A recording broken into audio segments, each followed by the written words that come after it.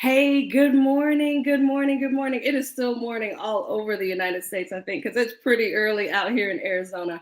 But I am so excited to be here this morning. I am Dr. Jareka Dodd, founder and CEO of Your Pharmacy Advocate and executive editor of Pharmacist magazine. Have you seen my magazine? That's not why we're here. Nonetheless, I am so excited that I was able to grab this gentleman and say, hey, we got to go live. So I want to welcome the chief executive of American Society of Consultant Pharmacists, and that is Dr. Chad Worz.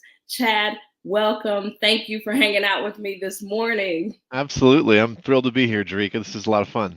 Yes, yes, I am so excited because I remember, gosh, it has not been that many days ago. I can't believe how fast time flies that I reached out to you in the wake of everything that happened a couple of years ago with George Floyd.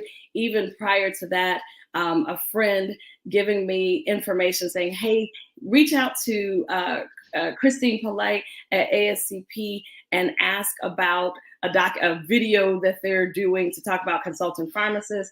And I think back to that's where my connection with ASCP started in 2019 and then subsequently in 2020 and all the way to today. I could not have imagined back then that we would be here. But in that, I am very, very grateful. And one of the things that I talked about when I put up the post to say that ASCP was a sponsor of Women in Pharmacy Nothing Held Back Virtual Summit was relationship. And I think that sometimes these days, pharmacists and pharmacy professionals, I'll say, don't necessarily consider the benefit of organization involvement from the perspective of relationship. Can you talk a little bit about that? Absolutely. I think relationship may be the word of the next 5 years, 10 years. Yes, Look at healthcare in general. What right, have we lost in right. healthcare? We've lost that relationship with our practitioner, with our doctor, with our pharmacist. So Mhm. yeah, relationship from a professional perspective is critical.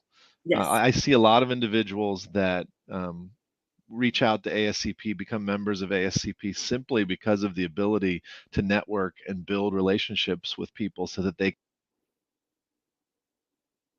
uh-oh, career paths. we lost So, your voice, your audio for just a second. I said, oh, heard you say I reach out to people.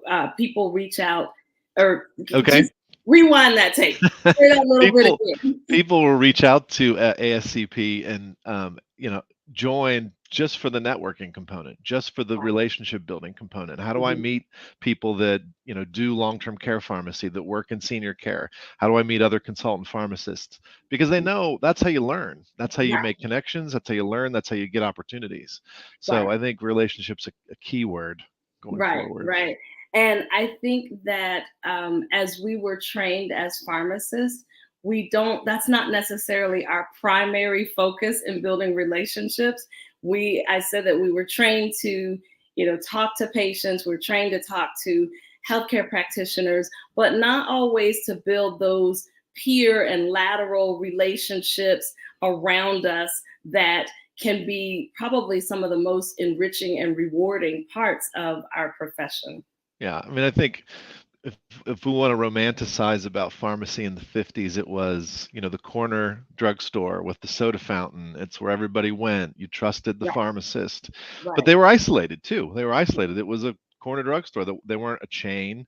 They didn't have other pharmacists necessarily that they worked with and talked to. And that's right. changed over time. So you want to hold on to that romantic view of the pharmacist, but you want to see them in the contemporary light. And the Mhm. contemporary light is you do a lot of professional sharing, you do a lot of talking to each other.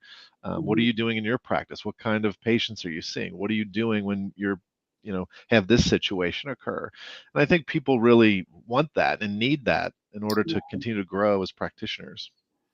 Yes, and as I have watched the profession of pharmacy change, and I know that you have too, and just what it looks like compared to when I graduated Hmm. 24 years ago. How many years ago? I have a hard time with that too. Right. I mean, it looks a lot different. And one of the things that I say, especially as I see the students that are coming out of school now and they're vying for residency spots, and we know there are not enough residencies for the number of applicants and what have you. And I personally believe that there are many ways to achieve your professional goals and achieve that professional success. But I have, and now, and maybe this is my entrepreneurial brain that speaks this way, but I say that as pharmacy professionals, we're all smart. We all are smart. Whether you have a PharmD or a bachelor's, we're all smart. We all have experience. We all, have lots of credentials and what have you. We are all smart. But that in itself is not what is going to, one, I believe, save our profession. And two, it's not necessarily, it's not only what patients need. And so I say that it's going to be relationships and creativity. So Yep. one of the things that I talk about when I talk with um, professionals who are wanting to do something different or look in a different direction is I say, build relationships and be creative. What gap do you see in care that you either want to create a product and or a service to meet that gap? Because I think if we sit and necessarily wait for some magic to happen outside of us, I'm not saying it can't, but it may take some time. So I encourage practitioners to look at whatever system or whatever they see in their practice and go, I really want to help make that better. I really want to solve that problem. And I think that pharmacists are brilliant. And I believe that that is going to be one of the next steps that we can take in healthcare to solve some of the problems of healthcare. Yeah, and I think without a doubt, when we look from our perspective at ASCP, we feel like we're this bridge. We're a bridge between the practicing pharmacist and what's going on in government and regulation. And we're Right, also the bridge between a pharmacist that may not like the situation that they're in and whatever the future situation looks like. right. We happen to sit at the intersection of high medication use and older adults.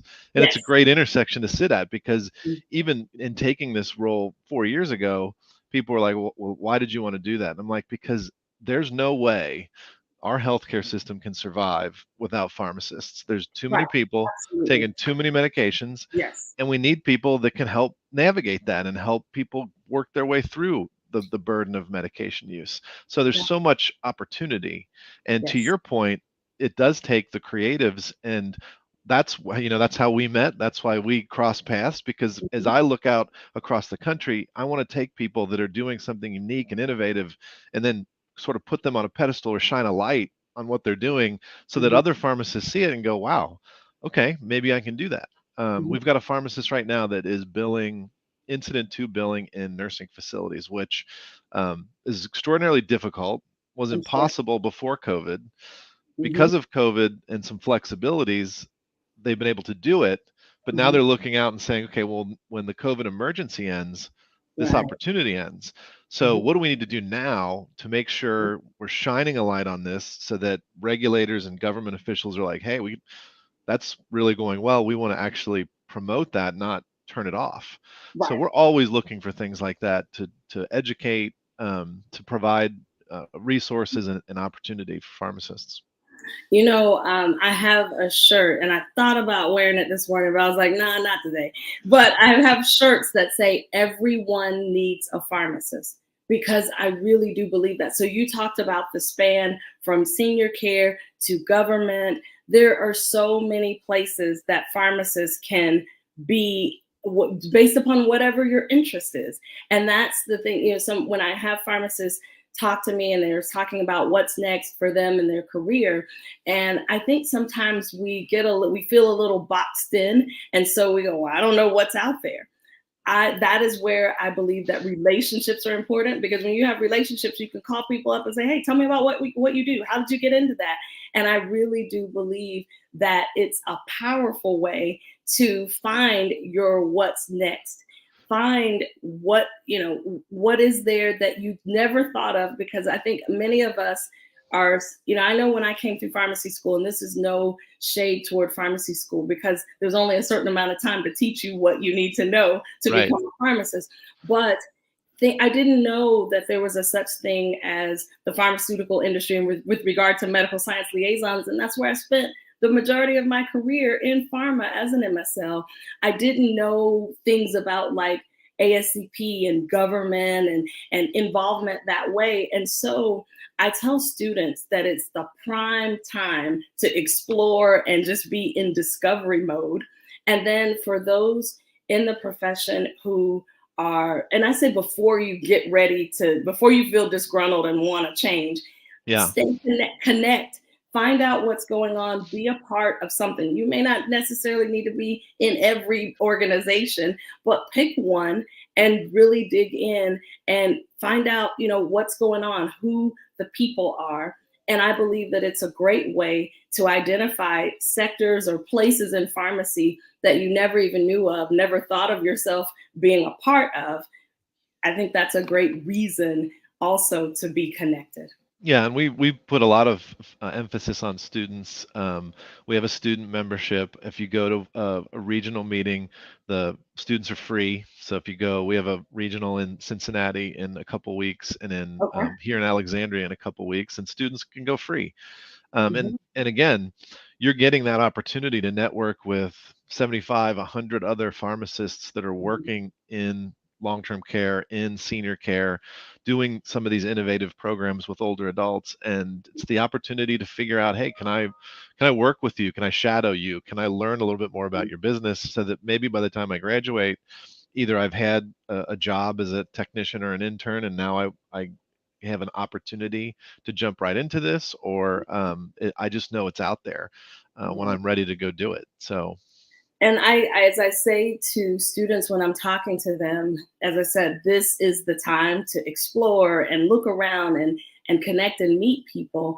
But I don't know. I wish that I had known about, student opportunities, or that I had been more in tune. I'm not saying that they didn't exist, but that I had even been more in tune to student opportunities. Like you said, they can come to the regional meetings for free. And I firmly believe, so this is for the students out there, I firmly believe that you need to go hang out in rooms where there are people who are where you want to be. So I mhm. advocate that students, if you are in one of the cities where there is a regional meeting for ASCP, go hang out with the people who are already where you want to be, because that gives you inspiration, it gives you connections, it gives you hope, it gives you ideas. So that's awesome that they can participate. So if I may segue into, because before we went live, we were talking about, oh, and we got a hello from Bree. I So know, I I saw that. Hi, Bree. want to make sure that we pop that up on the screen. Um, I think sometimes when technicians specifically hear about opportunities, they may be tempted to say, "Oh, that's for pharmacists." I know I've experienced it with the magazine virtual networking mixers. I've had technicians come to me after the event and go, "Oh, I thought that was for pharmacists." And so I want to make sure, I've actually got a live later today with a technician entrepreneur, because I wanted, when I sat down and I planned this event, I wanted it to be an event for pharmacists, for pharmacy students, as well as pharmacy technicians. So, from the perspective of ASCP, tell me how technicians can get involved. We certainly have a membership category for technicians. It's called health professionals. We've been applying more continuing education credits for technicians at our meetings. Mhm. I feel, personally feel, and I think the organization and other pharmacists feel like technicians are critical.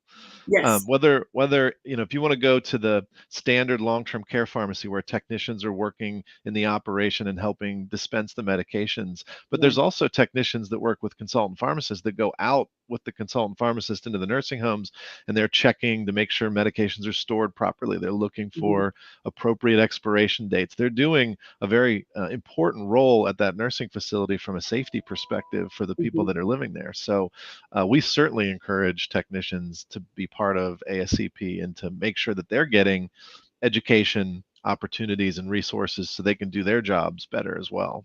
Right. And I believe the same for technicians, that if they have an interest, if there's something that they see as a gap, as an unsolved problem in healthcare, be the one to be the change. What's the saying? Be the change that you want to see in the world. Yeah. So I believe that's a call not only for pharmacists but for technicians as well, to be the change that you want to see. If you see something along your journey and you're like, that should be different, that should be fixed, you be the one to come up with the idea or create the what's going to fill the gap. And I believe that, as you mentioned, with pharmacist entrepreneurs, I would tell every tech, get to know pharmacist entrepreneurs, because even from triaging, helping to Yeah. collect information and triaging patients. We talked a little bit about this yesterday when I had Dr. Leslie Hodge on, because she has a technician training institute. But there is, I feel like in situations where on the surface it may look like, that's where the greatest opportunity is. And so I feel that as there are more and more pharmacist entrepreneurs, there's an opportunity for technicians. I know that when I was, actively um, coaching patients, I would have loved to have a pharmacy technician to do some of the upfront communication, gathering information that would have freed me up to serve other patients in the way that I serve them, while they were doing some of the information gathering. And because we know that recall sometimes is a challenge for patients, so they may put one thing on a form, but then when you're actually interviewing them and talking to them, they think of things that they forgot to put on the form or forgot to tell you. So I think that there's definitely a place for pharmacists, for technicians, and we've already identified students. Well, and I'll throw this example out. It's a little bit, maybe forward for where we are today still, although I think it's on the horizon. But think of the future where, we've got a lot of automation, we've got a lot of specialized packaging that we can give people that live at home, that Right. maybe are on a lot of medications. I just don't think it's very far. We're very far from a pharmacist and a pharmacist technician having a practice where they have, 500 patients, and Mhm. they go to the patient's house maybe once every 6 months or even once every quarter, and they use telehealth to talk to the patient, Yeah. and they end up coordinating the medications that come to the patient's house, making sure it syncs, making sure the packaging is right, making Mhm. sure when they're there that they're evaluating how they're storing their medications even in their home. I don't think Mhm. that's far away. When Right. you think about the future, people, Right. these older adults don't always have the ability to go to the pharmacy. To the office. Yeah. And not to knock on mail order pharmacy, but traditionally it's pretty much a package that you get every 90 days, and there's not a lot of relationship to it. There's not a Right. lot of conversation about it. It doesn't always sync with your other medications. So I don't Right. think it's very far away, and I think you're right, technicians should be thinking that way. Like, where's that pharmacist that's doing things a little differently? How can I work Yes. with them and figure this out, help them Yes. figure it out? I So definitely agree. And as I said, I see more opportunity than anything. I mhm. mean, yes, I think that any way you look, there are going to be challenges, and that will always be with us, I think, in healthcare. However, I see opportunities for people to be more in the role of defining how it is that they want to provide care, how it is that they want to serve. And sometimes that means it may just be totally out of the box. It may not fit in a nice, perfect cube box. It may look totally different, which is where that creativity comes in. And oftentimes, the one of the reasons that I create the platforms that I do is because I think that we are generally so analytical that we don't take the space to step back and go, well, what's possible? And to sit and go, well, Hmm. maybe. And I don't think we do enough of that because, I will tell you that in this march up to this event, I can't believe it's going to take place in 2 days. I have had more bright ideas, even in the hustle and bustle of pulling it together and interacting with sponsors and people with questions about attending. All of that, I have had more ideas of what's next, even beyond this event, and that has boggled my mind that in the midst of all that I'm doing, I could have these ideas come up and go, that might be possible. Okay, let me put that on my jot list for later. So that's why I really advocate spaces and places and times to be creative, because oftentimes when we're in the midst of what we do, when we're doing the thing, we are not necessarily being creative or in that mode because we're in the process of executing whatever we're tasked to do. Yeah, what I love about you and what I love about what you're doing with this event is exactly that piece of it. Is pulling back I'll give you a couple examples. Immunization, test, treat, immunize is a big Mhm. deal right now for pharmacists. Right, Prescribing Paxlovid, I mean, that's a huge right. deal to be able Yes. to do that. Um, but I think the knee-jerk reaction for a lot of pharmacists is, oh, that's another a quota that I have to fulfill. I have to do so many immunizations. I have to do so many Paxlovids, Mhm. at my pharmacy.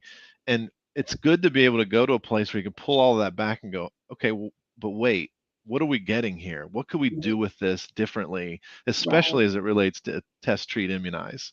right. That's a mammoth responsibility that's been Yes, really gifted to pharmacy through the pandemic. Now, we did a yes. great job. We stepped up.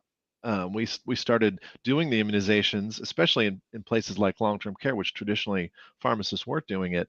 But Right. that responsibility has now sort of been laid at our feet. And what are we going to do with it? How are we going to use that to incorporate it into business models? How are we going to take Yeah. responsibility for it so that we can say at some point down the road, well, because pharmacists got involved, the Mhm. vaccination rate for seasonal flu is up to 89% instead of Mhm. what it's been at 50, 60%. So, but it's getting those spaces like you have where people can just sort of brainstorm and greenfield and talk about, okay, we're getting this. How can we make this part of our practice, or what can we do to innovate it? And that's just really one example. Yes, and I did not know that I was going to give her this shout out on this live, but one of my coaching clients from last year, when she started with me, she was working at said place and was doing her job and the job of her manager, who had since left. So she was doing two jobs, if you will, and exhausted. And I said, if I can just get you to listen to me and let's just think about what's possible. Because when you're in that place and you're tired and you're exhausted, it's difficult to think of, but if you can allow yourself. And I just spoke to her. She's coming to the conference, which is always an honor for someone who coached with me formally previously to come back and want to listen to more of Yeah. me. But she just opened within the last month, she opened the doors of her own COVID, brick and mortar COVID testing clinic in Oh, wow. Birmingham, Alabama. That's Like, awesome. that's what I mean when I say the things that pharmacists can do. Yep. Like, and I remember her being in that space of like, oh my gosh, like, because she was doing the job of two people, and that's not sustainable. So just to get her to just step back. And I remember her saying, "Okay, the board of pharmacy is coming, and they're coming to survey and investigate, and make sure that everything's up to par and ready to open." And now it's open. She has her own COVID testing. What was just a dream, a thought, a passing fancy whim, whatever, is now Happening. open, happening. Well, And I mean, she's and I can't underscore how important it is for people that are doing that. And the people that do the innovation are not always the ones that are like, oh yeah, look at me, look what I'm No, doing. no, no, Come no. see me. They're the ones that are like doing it. But Right. it's important to be able to shine a light on what they're doing, Yes. because that's what you take back to Congress and the government and the regulators, and you say, Yes. listen, you haven't really come up with a payment model for paying a pharmacist to identify and prescribe Paxlovid. Right. This pharmacist is doing it, and their business model relies on you figuring out what's the value. It's a Right. tremendous value. Right. So we need some action over here on reimbursement, because we have to support this pharmacist that has innovated and done this great thing, and look what impact they're having on their community. So those Yes. kinds of things have to come full circle back to Yes. get in front of other regulators and government people to move the ball forward. That's I awesome. agree. Yeah. So tell me, if you could give advice, because like people are, I've seen, a couple of people pop on and off, and then this live will be out on YouTube and LinkedIn and Facebook. So if you could give advice to the person who's sitting on the fence about attending this conference or not, whether they be tech, student, pharmacist, and it says women in pharmacy, but there's that asterisk for a few good men. That's right. That's right. 'Cause it's not really it's not a women only conference. Most people know me for speaking to women in pharmacy. And so I definitely do. But I have men who are clients and have been, and we're getting ready. Actually, next week after the conference is over, we'll be releasing the men's edition of the magazine. It's going to be called Pharma Sir. So Love that'll be that. coming. I'm Love that. very excited to celebrate the men in pharmacy finally. So, what would you say to the person that's sitting on the fence and saying, I'm not sure? Well, I would say that the person sitting on the fence and saying, "I'm not sure I want to do this event this weekend," is probably sitting on the fence of their career, saying, I'm not sure I want to just leave this job and go do this job." And I go back to my own experience. I left my traditional job and started my own consulting company, Hmm. and just by happenstance, I ended up doing it the month that my son was born. And I'm Ah, like, the worst time you could ever do anything would be right, like I started the business. I'm like, okay, I got to figure out how to make this work. And then my son's born, and I'm like, okay, I really have to make this work right, because I got to take care of a child now. So, but the reflection on that is doing it is actually the easy part. yes, Signing up, doing the conference, doing, even leaving your job and start, you have more opportunity than you think you do. And if yes, you're having the thought, um, the rest of that will follow when you follow through with what you want to try to accomplish. You'll absolutely. figure out the right education, you'll find the right peers, you'll network with the right people. Hmm. It's the take the leap moment. Yeah, and I wholeheartedly agree with that. I oftentimes encounter people who are like, "Well, what steps can I put in place?" And sometimes there are things that we can do to prepare, but Sure. sometimes we have to take that leap, and we're as prepared as we're going to be. We don't have all the answers. We don't necessarily see the end from the beginning. And I will tell you, in most of the things that I've done, that's the way it's been. I just start putting one foot in front of the other and going in the direction I want to go. And before you know it, you're there and you're like, okay, that wasn't that bad, Well, And so, oh, go ahead. I think you said it earlier. Like, put yourself in the room of the people that you want to be. And this weekend, there's going to be a room full of Yes. people that are entrepreneurial and innovative and looking at pharmacy differently. And that's the room you want to be in. Yeah. And I'll put this banner up so that we have that. So people who are like, wait, how do I get information? It's nothingheldback.live. Don't go to .com. It'll drop you off somewhere. You won't know where you are. You want to go to nothingheldback.live. And, one of the parts that I'm so excited about is if you're watching this, you'll get to see Chad again because we will have the VIP sponsor coffee on Friday morning. And so these are the people that if you want to be in that room so that you can ask them questions. Chad will be there, the other sponsors will be there, and like you don't have to like try to make a separate appointment to get on his calendar because that may be challenging. You can like come and be in that room as a VIP attendee, and he'll be right there. You can ask him questions. You can ask all the sponsors questions about their area of expertise, and that's probably one of the things that I am excited, in addition to the actual conference, is the expertise that will be in the room. There will be people like Chad with organizational leadership experience. He has consulting pharmacy experience. There will be product developers. I have a sponsor who has developed over 100 products, not a pharmacist, but developed over 100 products in her career and has had experience with major retailers. And so no matter what your interest is, it's a place where you can come see other people in the room. There'll be networking, there'll be teaching. And I promised when I set out on this journey that I would only teach in an environment where you could work on what you're learning in the room. I will not be talking at people for 3 days. I will be training, and then they will have time to workshop and make their plans so that when they leave, they've got their plan and go, okay, I know what my next step is. And so that is one of the things that I'm excited about as well. So if you are watching this live and you get that VIP ticket, know that you're going to get to see Chad again. You'll be able to ask him questions and be in the room and just take up the knowledge of the experts that I've assembled, not only because they were going to take very good care of my guests. I know that ASCP has something in the swag bags that's going to be made available to everyone, but I look forward to continued collaboration. I want pharmacists, pharmacy techs, pharmacy students to look and see what's possible.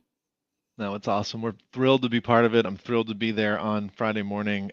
Certainly will answer any questions. Thrilled to be in the room with the other VIPs as well and learn from them. Yes. This is a awesome partnership. Jerika, you're a bright light in pharmacy, and we are thrilled to be part of this and support you and support pharmacists. Thank you. Thank you, Chad. I appreciate your time this morning. We'll definitely look forward to seeing you on Friday morning for the VIP sponsor coffee. And thank you again for the relationship as well as ASCP and the support and the sponsorship. Thank you. All right. Take See you care. Friday. Bye.